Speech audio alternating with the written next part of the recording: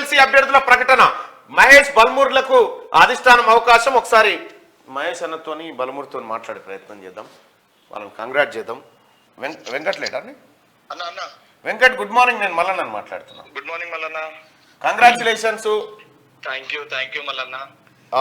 Party మీకు ఇచ్చినటువంటి గుర్తింపు ద్వారా లేదంటే ఎమ్మెల్సీ ఇవ్వబోతున్నటువంటి ఎమ్మెల్సీ ద్వారా మీరు ఏమైనా కన్వే చేస్తారా ప్రజలకి? మల్లన్న, మొదటగా మీరు మీ లెక్క జర్నలిస్టులు అందరూ ఏదైతే గతంలో నేను చేసిన పోరాటాన్ని రాష్ట్ర వ్యాప్తంగా చూపించడం కానీ నా పోరాటానికి మీరు ఒక ధైర్యాన్ని స్ఫూర్తినిచ్చి సపోర్ట్ చేసినందుకు మీ అందరికీ ప్రత్యేకంగా ధన్యవాదాలు తెలియజేస్తూ, దాంతోపాటు ఏదైతే కాంగ్రెస్ పార్టీ నాయకత్వం, రాష్ట్ర నాయకత్వం రేవంత్ అని వచ్చినాక నాసంటి ఒక కార్యకర్త కూడా కష్టపడితే తప్పనిసరిగా కష్టపడడానికి ఫలితం ఇంటికి వస్తుందని చెప్పి సీఎం గారు, డిప్యూటీ సీఎం గారు అందరు ఏకాభిప్రాయంతో, మంత్రులందరూ, దానితో పాటు రాహుల్ గాంధీ గారు, కేసీ వేణుగోపాల్ గారు కేంద్ర నాయకత్వం, ఖర్గే గారు వాళ్ళు ఇచ్చిన అవకాశానికి కేంద్ర నాయకత్వానికి, రాష్ట్ర నాయకత్వానికి, ముఖ్యంగా కాంగ్రెస్ పార్టీ ప్రతి కార్యకర్తకి, కేవలం నాకు గారి ఎమ్మెల్సీ వచ్చినట్టు అయితే కాంగ్రెస్ పార్టీలో యువకులకి, విద్యార్థులకు అందరికి ఒక ప్రతినిధిగా నాకు అవకాశం ఇచ్చినందుకు తప్పనిసరిగా అందరికీ అందుబాటులో ఉంటాను. అందరికి ఏ సమస్యలు ఉన్నా వాళ్ళ కుటుంబ సభ్యులు లేక వాళ్ళతో పాటు ఉంటాను అని ప్రత్యేకంగా ప్రతి ఒక్కరికి కూడా పేరు పేరున ధన్యవాదాలు తెలియజేస్తున్నాను. రైట్ వెంకట్, ఇప్పుడు గెలుపు లాంఛనమే, ఇబ్బంది ఏమి లేదు. ఇక వెంకట్ 29 తారీఖు తర్వాత ఎమ్మెల్సీ వెంకట్ గా మారబోతా ఉన్నాడు. నీ కుటుంబానికి సంబంధించినటువంటి హ్యాపీనెస్ కానీ లేకపోతే వాళ్ళ ఆలోచన ఎట్లా ఉంది మీతో? అలానే, ఎందుకంటే చిన్నతనంకి వెళ్ళి అతి కష్టంగా మీరు కూడా అనేక సందర్భాల్లో చూసిండ్రు. అంటే ఎప్పుడు కూడా హేళనగా, ఎగతాళిగా ఏమైతుంది అని చెప్పని హుజరాబాద్ ఎన్నికల తర్వాత కూడా ఎగతాళి చేసినట్టు మాట్లాడారు. 3,000 ఓట్లు వచ్చినాయి.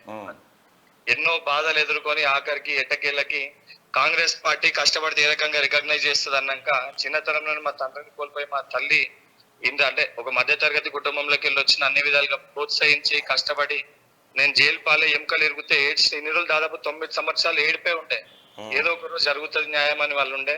నా ఫ్యామిలీ మెంబర్స్, మా అన్న, మా పిన్ని, మా వదినే అందరు కూడా చాలా హ్యాపీగా ఉన్నారు. ఈ హ్యాపీనెస్ తప్పకుండా ఇది కేవలం నా ఒక్కని ఫలితం కాదు. ప్రతి ఒక్క ఎన్ఎస్వై కార్యకర్త ఈ రోజు నన్ను ఈ స్థాయిలో అంటే నా పోరాటంలో భాగస్వాములైన ప్రతి ఒక్క శ్రేణులు, అంటే వాస్తవంగా నా కళలు కూడా అనుకోలే మళ్ళీ నేను మీతో కూడా అనేక సందర్భాల్లో నేను మాట్లాడినా మళ్ళా ఏంది పరిస్థితి ఏమైతుందని, టెన్షన్ పడకు తమ్ముడు మేమందరం లేమా అని చెప్పి మీరు కూడా ఎన్నో సందర్భాల్లో నాకు ధైర్యాన్ని ఇచ్చిర్రు. సో ఈ రోజు అంటే నా జీవితంలో ఇది అంటే ఒక స్టెప్పింగ్ స్టోన్ లెక్క అన్న. అంటే నేను ఏది ఊహించింది ఈ రోజు నా జీవితంలో జరిగింది. దానికి ఎంత చెప్పినా తక్కువనే. మీ సొంటోళ్ళందరికీ, పెద్దలందరికీ, పార్టీ నాయకులకు అందరికీ, నా కుటుంబ సభ్యులకు అందరికీ పాదాభివందనాలు తెలియజేస్తున్నాం వెంకట్. ఎందుకంటే నువ్వు పడ్డ కష్టం కల్లారా ఈ ప్రపంచం చూసింది. నువ్వు చేసినటువంటి పోరాటం చూసింది. ఒక్కనువై ఉరుకుతా ఉండేది, పోలీసులను ఎదిరిస్తా ఉండేది, లక్ష్యాలను ఛేదిస్తూ ఉండేది, అనేక రకాలుగా పార్టీ ఇమేజ్ను పెంచే కార్యక్రమము, పార్టీ కార్యకర్తలకు నమ్ముకున్నటువంటి వాళ్ళకు ధైర్యం చెప్పే నాయకుడిగా నాయకత్వ లక్షణాలు 100% నీలో బలంగా ఉన్నాయి వెంకట్. అవి అలాగే అధిష్టానం ఆశీస్సులు, గౌరవ ముఖ్యమంత్రి గారి బ్లెస్సింగ్స్ అందరి కలిపి ఇవాళ నీకు ఎమ్మెల్సీ. అది నిజంగా నీకు ఎమ్మెల్సీ ఇవ్వడం అంటే పార్టీ తనను తాను గౌరవించుకున్నట్టు Venkat. Thank you so much Venkat. నేను వస్తున్నా. Thank you Mallanna. Thanks a lot. Right. అది బల్మూర్ వెంకట్కి సంబంధించింది. ఇక